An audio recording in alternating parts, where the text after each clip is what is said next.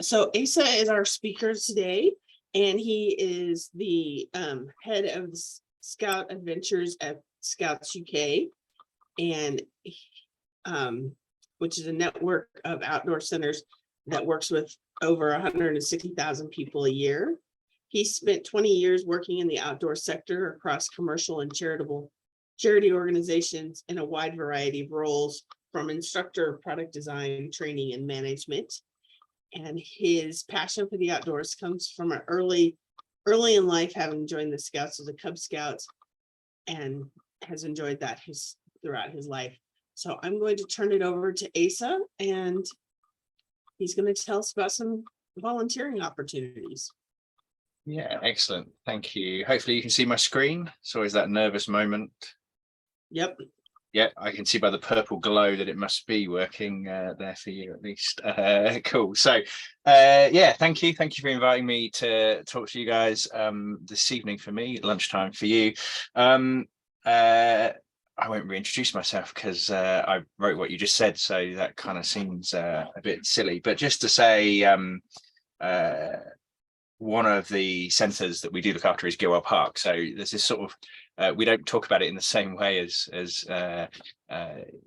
you guys, and I kind of forgot to mention it when I wrote the bio, but yeah, Gilwell Park is one of the Scout Adventures locations here in the UK that we'd lumped together as our national provision. So the closest thing you guys would have would be like your high adventure bases, I guess, across the states. Ours are a lot smaller because we're a smaller country, so the biggest site we have is only 300 acres, which you'd lose somewhere like Philmont, right? It's very small. So that's what we get up to. So I thought I would split this into two bits. I'd explain a bit about what we do with those centres and where they are, and then talk a bit about our volunteer program, which is really the heartbeat of what we how we run our operations here. So hopefully get the right piece of tech active. There we go. So our strategy here in UK Scouting, it has a strap line. It says Skills for Life, and that's really what we're about. So Scout Adventures is this collective name for the activity sites we run. They run for the benefit of Scouts, but also we work with young people more widely. So we work with school groups. In term time is classically the second largest bit of what we do. Because that's still developing young people, so it's still our charitable cause, and they get a bit of taste for Scouting. So the whole thing is intentionally branded in a way where it's really obvious you're engaging with Scouts when you come, and we have some evidence that people go away and go and seek out their local Scout troop or pack, colony, depending on what age they are when they get home. So there's a useful sort of shop window onto our movement, which is quite nice. So when we talk externally, we very much talk about Scouting. It's about our values, you know, very strong Scout values to what we do and deliver, and it's what we want to impart on anyone that comes through, and just want to try and inspire people, and hopefully we'll talk about life-changing experiences. And you know, actually one of the things that always does stick with me, having visited Philmont a few years back, was watching the rangers walking out in the morning and slapping that sign over the door at the back of the briefing space that just says "Change Lives." And for me, that's absolutely what we do day in and day out in Scouting, but also through our centres as we deliver some programs to people, whether they're Scouts or not. So this is our little country. That's not an accurate map. Don't try and navigate with it. But we've got this collection of 10 across the UK, right up in the Highlands of Scotland. It is a little centre it couldn't be any more Scottish, stuck in a Scottish glen, nestled in the bottom in a beautiful setting. And then just when you thought you needed less Scotland, you hit Loch Goelhead, which is an amazing coastal loch that we operate on the shores of. So cracking little site there. And then Fordle Firs, which is the home of Scouts in Scotland. So it's where their main office is as well, and just north of Edinburgh. So a bit closer to the city, but gives that chance for young people to get out of cities into the natural environment and make it really accessible. Then we move down just into England, is our centre in Hawkhurst, which is Northern Europe's largest man-made forest. saw plantation. Hawkhurst isn't all of that forest. It is only a small little peninsula stuck out into a reservoir. So a great location for water sports. It's also what we call a dark skies reserve, which means because we're such a small country and quite heavily populated, it's quite rare to get a site of pure darkness in the UK. So Kielder, which is where Hawkhurst is one of those places. So when you get a good clear night weather-wise, which being in the north of England doesn't happen that often, you get an amazing view of the Milky Way and the stars, which is, as I say, very unusual for us here. So an amazing place. Then we head down to our place in the Lake District, where we offer mountain activities as well as water activities, because the Lake District is considered the sort of adventure capital of England in terms of where you go to do this stuff. So we're really lucky to have a couple of 100 acres of woodland there for camping in. So if you're a small Cub Scout, you could have your equivalent of Philmont experience. You could go on a couple of day expedition and never leave the site and feel like you've been on a wild adventure. Obviously in that smaller space, the same wouldn't apply for older age groups, but they've got access to the wider national park of the Lake Districts out there. We then move over into Northern Ireland, where we've got a little site there just outside Belfast, which is again close to the city, so ideal for getting young folk out of the city and into the outdoors. Then in North Wales, which is again a mountainous area, so there we've got a mountain hut with bunks nestled on the side of an area called the Ogwen Valley, which is quite a famous part of North Wales. So it's a beautiful little spot and great base for going and exploring mountains and the local area. And then we're down into the south, which is where all the population is. So these next three centres are all near cities. So Yorbury is just outside Oxford and is, we think, the oldest permanent scout campsite in the world. So over 100 years old. Scouts first used it in 1913, so we're not aware of anyone that was running a scout campsite any earlier than that. And yeah, it's a great privilege to look after that spot. Then we have a little place called Gilwell, which some of you will have probably heard of. So that's also where our head office is. It's also the home of training, obviously, and any of you who've done Wood Badge will be familiar with it as a place and a concept. So it's a 110 acre estate, so only a very small part of it is where we would play around training folk. The rest is then used for young people, which is actually what Gilwell was originally bought for. The original concept was about getting young kids out of London to be able to do their scouting in the natural environment. McLaren, who kindly donated the money to purchase it, that was entirely what stimulated the purchase, was the fact that he'd seen scouts having to do their scouting in back streets in London and wanted to provide somewhere. So we still stay true to that. And actually Gilwell's our biggest operation in terms of the number of young people going through each year. So an amazing, busy place to see scouting really happening, actually, on most days of the week.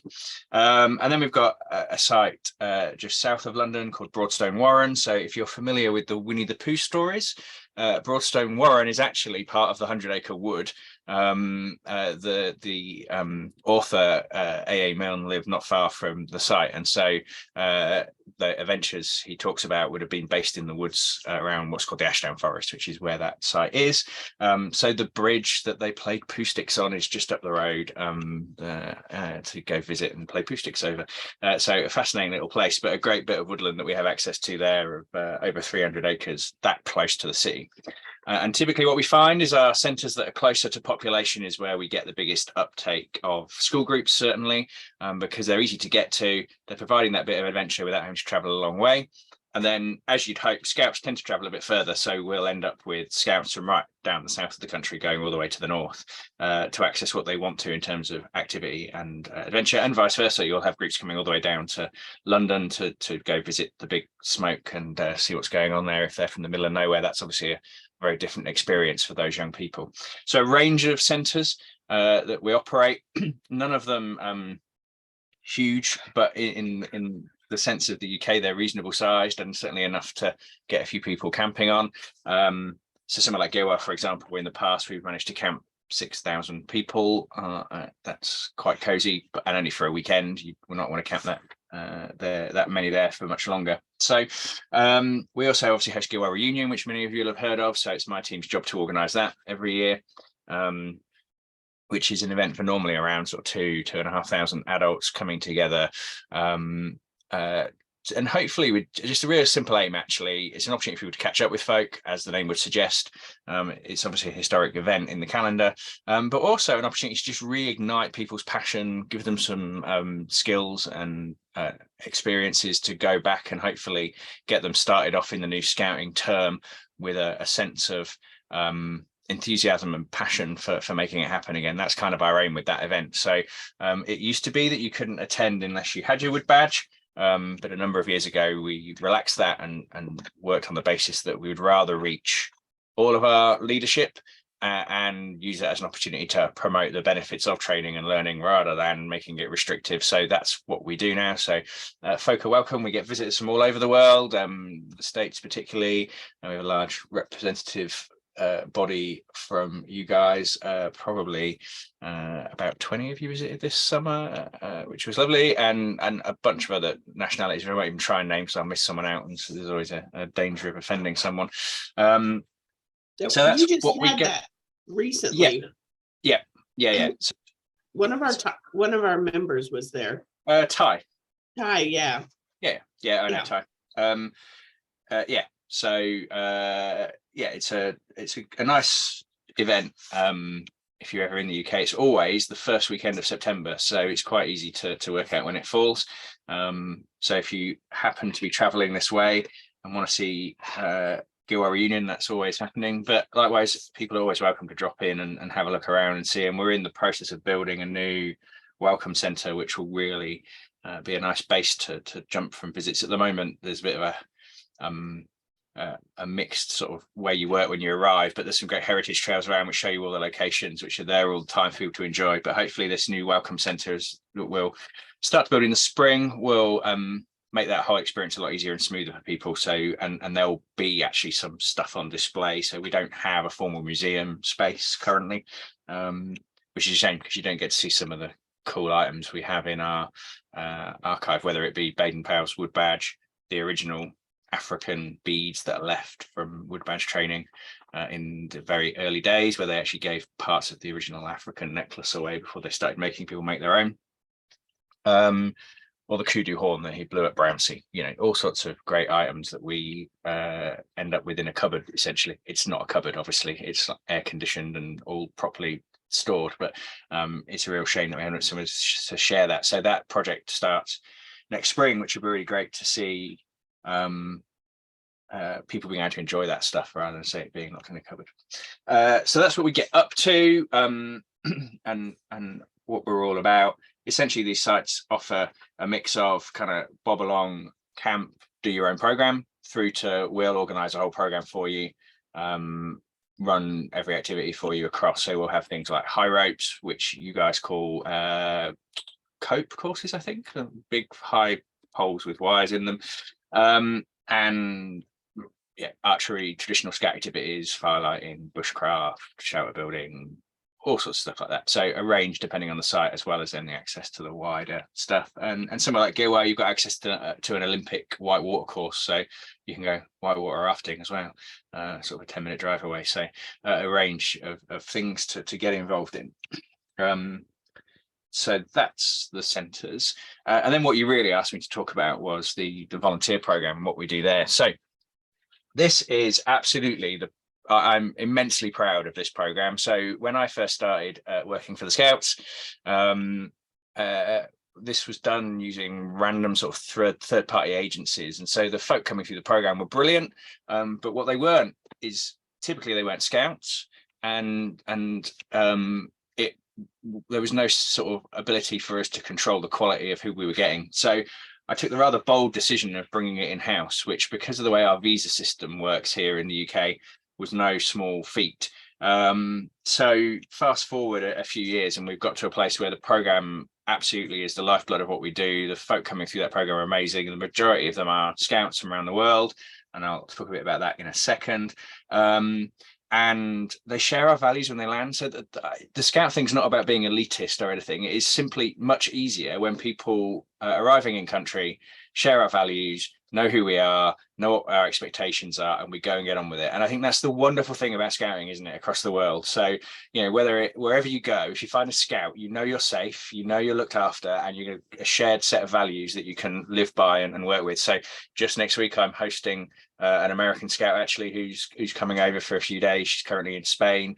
We're falling over backwards to help her because that's what we do, right? So we've got somebody to stay near the airport for when she goes out with a different friend who's a scout, and you know, we've made a whole little jump into the UK work. And I think that's the wonderful thing about our organization. She'll feel really safe because she knows that's how it all lines up. So this program, we are recruiting around 130 volunteers a year from over 50 countries and from all over the world. Every continent has been represented at some point in the program. Not every year would every continent be represented, but a real strong showing from a few different countries. Actually, one of the things we want is more Americans to apply. We don't get too many. So I think out of the 130 this last year, one American on the program. And prior to that, there was a few years where we hadn't had any, to the point where in a conversation with your international office a few years ago, they were like adamant that we must have had some American volunteers at Gilwell Park. And I said, no. And then they went and checked and apologized because they clearly hadn't. And they were quite surprised by that. So yeah, we want to do more of that. The guy we've had this year actually is the brother of a female volunteer we had 2 years previously. So it's not a dearth of applications coming through. So we've tried a few different methods. This is another hope that you guys can help us spread the word. So yeah, we do get lots actually from Mexico, Brazil, Argentina. So there's a town in Argentina called Bahia Blanca. You've never heard of it, nor had I, until this program. But I reckon every 21-year-old applies to come on our program that's comes through the scout group in Bahia Blanca, because that's, if you meet an Argentinian on one of our sites, there's a pretty good chance they're from Bahia Blanca. That's the nature of the program. That's the nature of its success. The word of mouth marketing that goes on afterwards is so strong because of the life-changing experience these young folk have coming through. Yeah, so there's just some examples in your neck of the woods. We have, I think at the moment we've got a guy from Peru, we've got a Ghanaian, a South African, not many from Europe. They tend to sort of jump out and do things in the wider world rather than coming over into the UK. We in the past we've had South Koreans, yeah, a whole mix. Say 150 countries is 50 countries, 130. Get my numbers the right way around. Is a fair representation from across the globe. But we'd like more, and we'd like different countries coming through, and some countries we haven't seen for a while coming back in. Obviously, post-COVID, these things have got a little trickier. People are a bit nervous about traveling, so the numbers last year were a bit lower. I think we'll be okay this year. The numbers are looking okay going into the next season. So yeah, we're reasonably confident, but we'd rather have many applications from different countries so that we can get a good representation on our sites. And one of the great things that the young people visiting our places get is to meet these folk. So one of the unintended consequences of this program is that leaders and teachers love the fact that their young people are meeting scouts from around the world and getting a sense of either language, culture, whether it's the Mexican teaching them a bit of Spanish while they're climbing, or them teaching the American a bit of English whilst they're working with them. It all works and gives those young people an amazing experience in terms of being in this really diverse environment. And if you're from inner city somewhere, you've probably not met someone from Mexico before, so it's a cool thing and shouldn't be underestimated. Essentially what we're asking volunteers to do is work with us it's going to be a fun experience, 6, 9 or 11th months with us. That's longer than some of the other programs. So Candlestick standard length of program is 3 months. We intentionally go 6, and in fact we've only just reintroduced 6 9 or 11 used to be the only two options. And the reason for that is simply because we know that's when you get the most out of the experience, because by the time you've learned everything you need to know to be fully successful in the role, and then practiced it a bit, and you're really getting good and relaxed at it, that's when the sweet spot happens, when you've gained all the knowledge, you're confident, and you're really able to make a difference to the young people you're working with. So we know that takes a few months. So 3 months is too short. The reason we've introduced 6 actually or reintroduced it is just because of some of the rule changes here. So at 6 months, there's an extra charge you have to pay our government to be in country. So by creating that short placement, people can avoid that extra bit of cost. So that's why we've done it. But legitimately, the folk coming out of this program will tell you, we're going to hear from a couple of them in a second on a video, how impactful this is. So whether it is a young girl who, I'm not sure what she'll run out as in the Rugby World Cup at the moment. So the Rugby World Cup for the rugby union is just happening in New Zealand. One of the girls on our program several years ago now plays for the Australian national team. She ran out captain of that team prior to this World Cup. I haven't caught up with her to know what she's doing this time. And she was the most annoying, lazy, loudmouthed individual when she came and volunteered with us. First off, I remember her very well. And I only remember the really annoying ones and the really good ones because there are so many each year. Yeah, she was a pain. But you could see her growing and changing and developing and gaining that confidence, gaining the skill she needed to be part of that team, and cooperate with others, and really all that stuff she's taken back to her sporting career. So speaking to her now, several years on, she absolutely cites her experience with us as one of those moments that changed her life and made her focus on what was important, and that turned out to be rugby in her case, and she's done amazingly. So amazingly proud to be part of that journey. And that's just one example of so many that you see, where people finding their little bit of confidence, their voice, their place in the world, having had this quite immersive experience with people from across the globe, and legitimately making friends that will be their friends for a lifetime, even though they will go back to opposite parts of the globe. It's really quite an amazing to see. I think it's a huge privilege we get to play that part in so many people's lives, actually. So we take it very seriously in terms of how we look after people. So you can see here we're talking about being really supporting people through this program so that they get what they need from it, which is critical. It has to be a two-way street in terms of the experience. You know, they have to learn a lot and they obviously contribute to our work. So it's a win-win.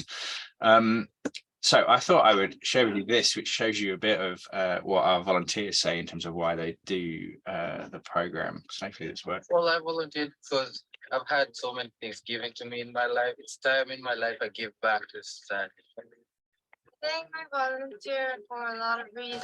New experience, meeting new people. I need a turning point in my life. So I volunteer to improve my English, working with kids, and improving my skills. Why I'm volunteer? Because it's a very great way to traveling another country and live in the adventure.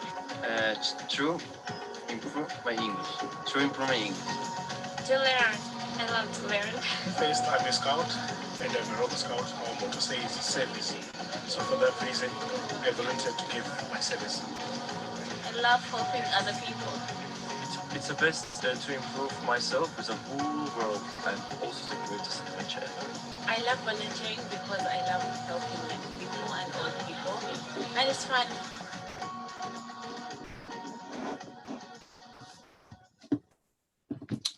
There you go, put together by the volunteers themselves. What is always amazing is the talents these people bring when they come and volunteer. So whether it's the young lady that appears and she's already a qualified architect who helps us out with some stuff, or the ones that are keen on developing their video skills and social media skills that will go on and do so. One guy from 2 years ago I know is now working as a freelance sort of media creator, and loving life because he can travel the world while he's doing it. So, but he has contributed to some of the stuff we've done in the past as a result. They've sold it better than me. What we're looking for here is people that want to help others. That's very much aligned, obviously, with who we are. We want to learn, make friends, have fun.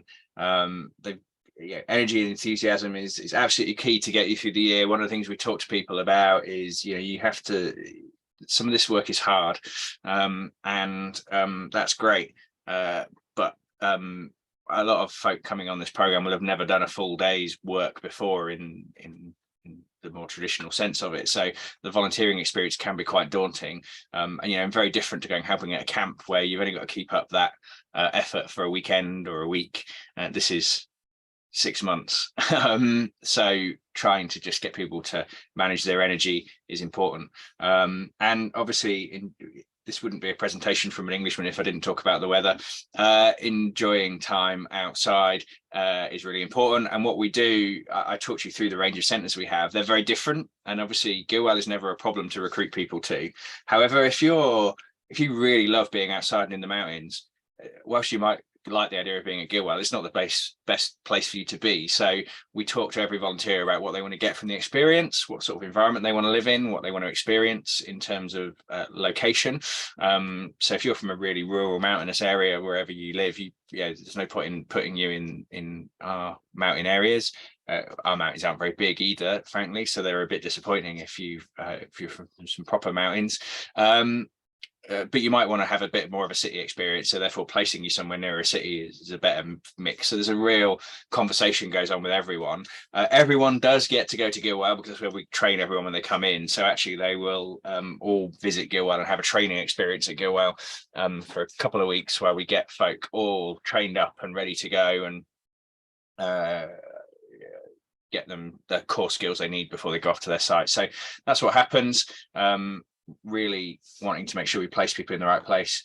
The other thing about the weather is it's actually significantly different in the north to the south, so we'll try and make sure we don't put folk who are going to be really adverse to the cold somewhere cold. However, we also kit people out, so everyone gets full uniform, and the current uniform is actually really nice kit from a Finnish outdoor company, so it's pretty cozy.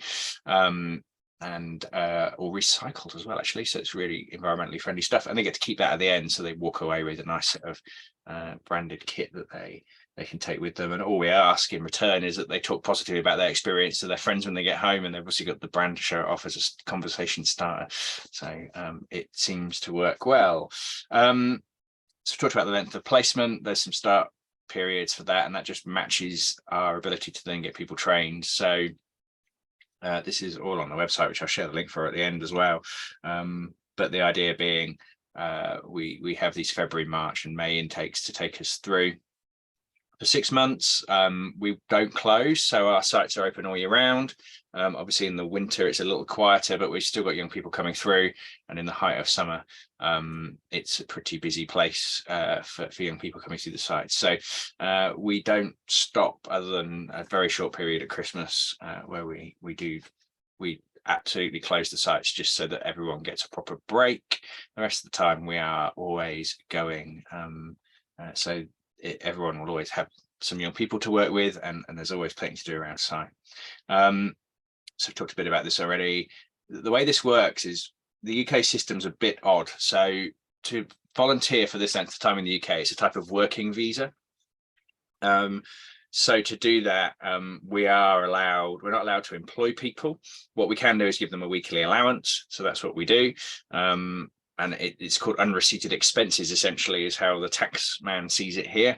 And that's how we do it. So we feed people, we accommodate them, they have no bills to pay from the sort of their cost of living perspective. And on top of that, we give them a weekly allowance to as spending money, essentially, each week. So go straight into a bank account, which they can then spend, and we'll help them open a UK bank account so they can access that nice and easily. We also have a range of social activities that we plan. So each centre will do different things depending on location and what that year's intake want to do. So, the guys based near London might go and watch a West End show. the ones in the lakes may go and have some adventures in the lakes or head off into one of the nearest big cities to have a bit of an urban explore, depending on what they want to do. So there's a budget for that assigned each year, which the team can decide how they want to spend. So that's really important to us, that we look after folk. And obviously what a lot of people do is take time off as well and go and explore. So budget flights in and around Europe are pretty cheap still. So I'm never ceases to amaze me when I speak to some of our team of where they've just been. And I asked one of my managers the other day, why are there all these random locations coming up? And the explanation was, well, and then they've got a couple of days in a row off, they'll just go and find the cheapest flight to somewhere.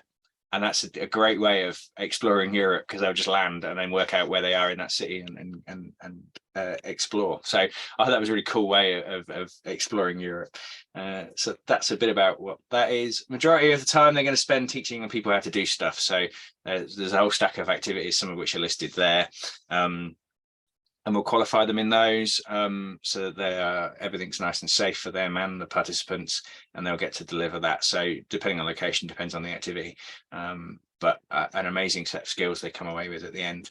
It's not all about, though, running around with bits of rope and bows and arrows. So we ask everyone to play a much wider role. So everyone helps with welcoming guests, keeping things cleaned and maintained, helping in the shops, kitchens, all that contributes to the wider thing. And that's just simply the same for everyone. So I will always be able to tell you that in the last 12 months, I have gone and cleaned some toilets somewhere with the team, because that's our culture. If you're there, you get stuck in and you get on with it. So I can always confidently say it, because it will have always happened at some point in the year.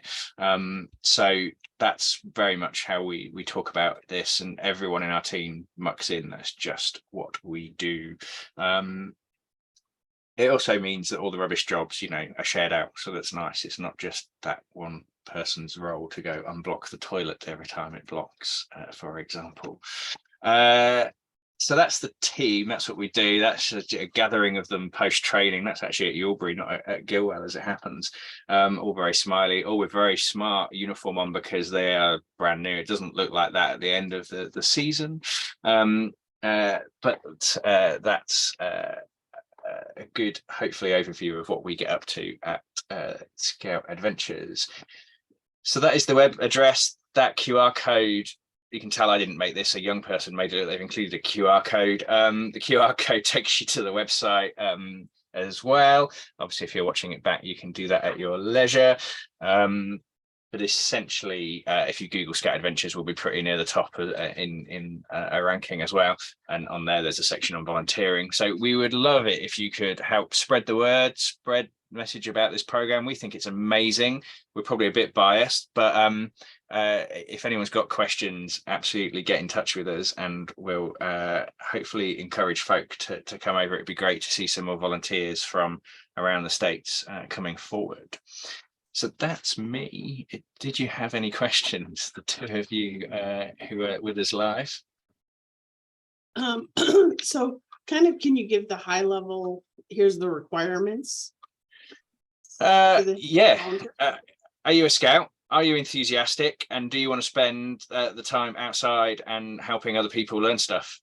There is nothing, we'll teach you everything above that. So the initial training is about how to instruct people. So we do a lot of work with the team on how to run a good activity around all the safety, and then we'll give them activity specific training depending on where they're going and what they're doing. So if they're going to go teach archery, we'll teach them how to do that from scratch. So that's why we think it's important the program's that little bit longer. There isn't a high level in prerequisite. So there's an interview we do online, post an application just to have a chat with people and get a sense of what they want from it. And if we think they're suitable, we'll offer them a place. Age requirements? Over 18. Over 18. Okay. Yeah. Same for you guys, I'm sure, in terms of we call it safeguarding. I can't remember what you guys call it. Youth protection. Child protection, youth protection. We having under 18s in the program is just significantly harder to manage alongside having over 18s. So that's the only reason for that cap. I thought I heard 21, so 18 is no, 18. okay. And 18 is pretty young for the program. I would say the average age is a bit older, but we certainly get 18-year-olds through. It's a real mix, and it does vary by country. So you'll find like a lot of the guys from Africa are a bit older. A lot are post university, and then there's a whole stack doing the gap before they go to university. So it does vary by country, but yeah, the age range classically is 18 to sort of 25 is about the bulk of the people, and then there'll be some that creep in up towards 30 maybe. Generally we don't get people over that age because they're getting on with life at that point, and this sort of experience probably isn't for them, living with 50, if you're at Gilwell, there's 50 odd of you living together. And I would have enjoyed that at 21, probably not so much at 40 something. Excellent. Sounds like a great program. Yeah, I legitimately, they work hard. They're amazing guys and girls to work with. And I think, all the sense we get is people get a lot out of it. Finding themselves, finding some skills, finding out what they want to do. I remember one guy leaving our senior program. So we do a secondary program where you can come back and do a year and sort of support the others. And he came and did that in the first intake we ever did. And he came away, I remember doing his end of sort of placement review. And he said, do you know what? I've learned a lot this year, and I've learned I don't want to do a work like this in the future. So that was amazing. He figured out he didn't want to do it, and that's great. Off he went, and he was actually American. He's back now and got himself a family and settled down. So it's really nice to see the way people's journeys, go afterwards as we keep in touch with folk.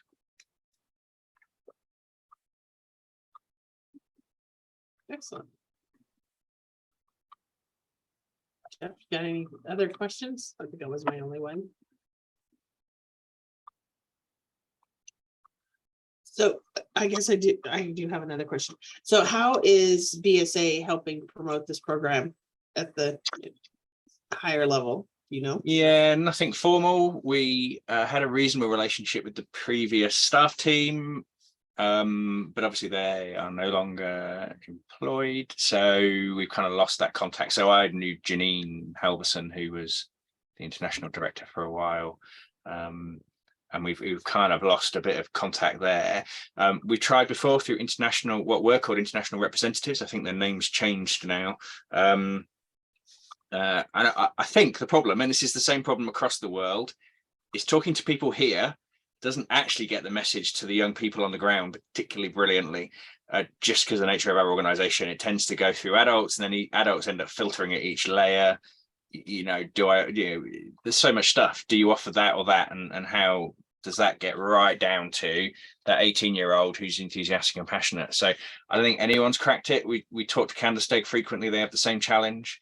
We know the director of Candlestick used to be one of our team. So we know him quite well, and have always, right back several generations of directors of Candlestick, had a good relationship with them. So yeah, same problem, and there's camps all around Europe doing the same sort of thing that have the same challenge. So if anyone's got the magic answer of how to reach grassroots scouts by the formal channels, I'd love to hear it.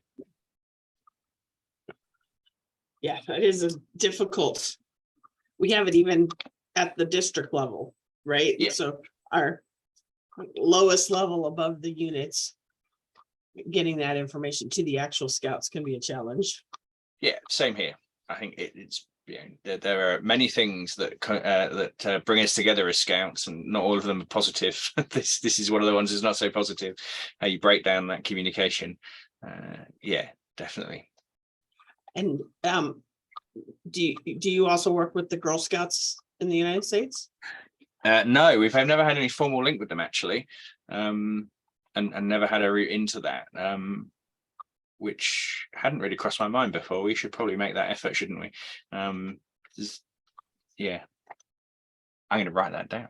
That's how important that is. Yeah, so we stick stuff out to international commissioners typically through the WASM channels to try and reach different NSOs. And we don't think that's particularly effective. Well, we know it's not, because most of the recruitment we get is from word of mouth, not the formal channels. You can see it when we talk to people about where they heard about the program. But we certainly have guides from around the world joining the program, so we're not. Yeah, we don't mind. We'll work with anyone who shares our values and has some enthusiasm for this stuff. Excellent. Well, thank you very much, Asa. That was really interesting. And I've already thought of 2 or 3 people. I'm like, oh, they might be a good candidate for this.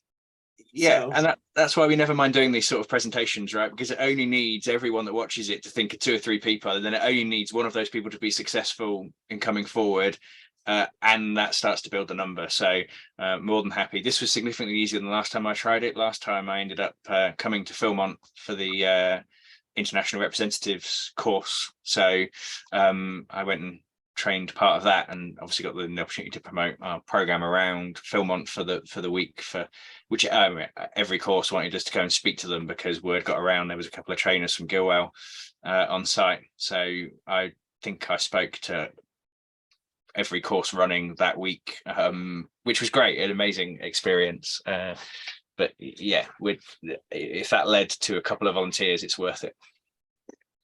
So. Okay, I'm gonna stop the recording.